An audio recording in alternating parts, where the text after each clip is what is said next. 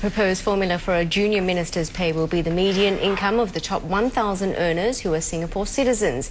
A 40% discount will then be applied. So the pay works out to 1.1 million Singapore dollars. The committee members elaborated on how they arrived at the formula and the impact on attracting talent. Maybe you can also enlighten us why 1,000 then and why the 40% discount? Why not maybe 800 and then 50% discount? Why those magic numbers? It's not a magic figure. It is something that we looked at. We look at different possibilities. And at the end of the day, when we look at the 1.1 million, bear in mind, not necessarily they're going to get 1.1 million. It's a fixed and variable portion.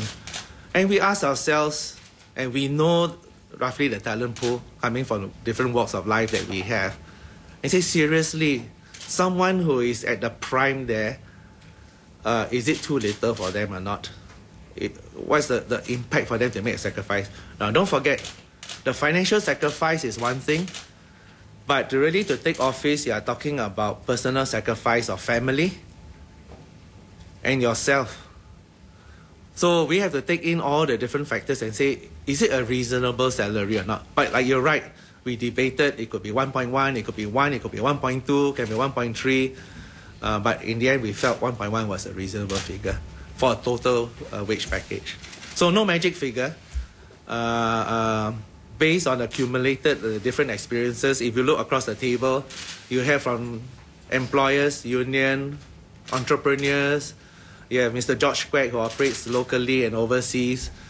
And say, look, seriously speaking, what will you pay in your own organization for such a person? What in your view will be the impact of these recommendations on the government's ability to attract top private sector talent? I mean, as it stands now, without the pay cuts, it's already been an uphill task. All Singaporeans expect the political leadership to be of outstanding caliber, outstanding quality, and so we definitely want to have a Super A team for the Singapore government leadership, and so I think, of course, this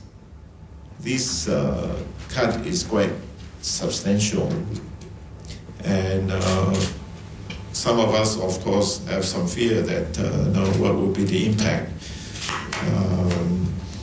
We all hope that the talents pool in Singapore would be such that there'll be people who view the importance of stepping forward and providing this service and commitment and contribution to the nation, and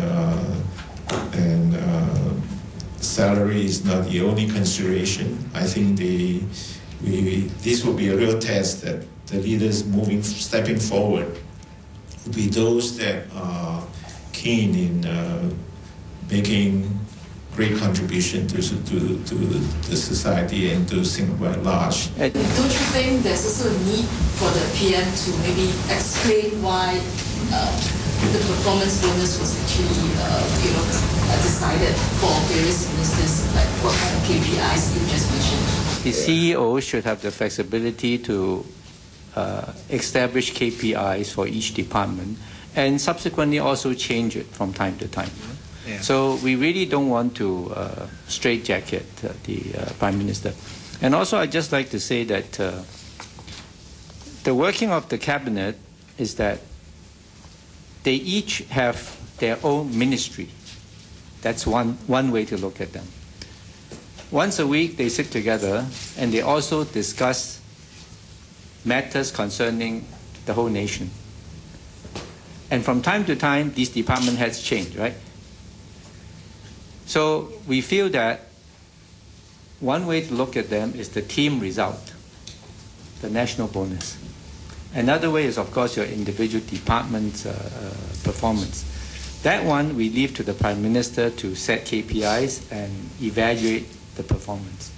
But the national performance, we think that the suggestion of medium income and the lowest 20%. These make sense, and we like to incorporate them into the KPIs to respond to all those that have given feedback. And I think this is because it makes sense to the committee, and we think that it is quite logical to say that the minister's pay bonus can go up if the Singaporean, especially the medium and the lower 20%, are also doing better.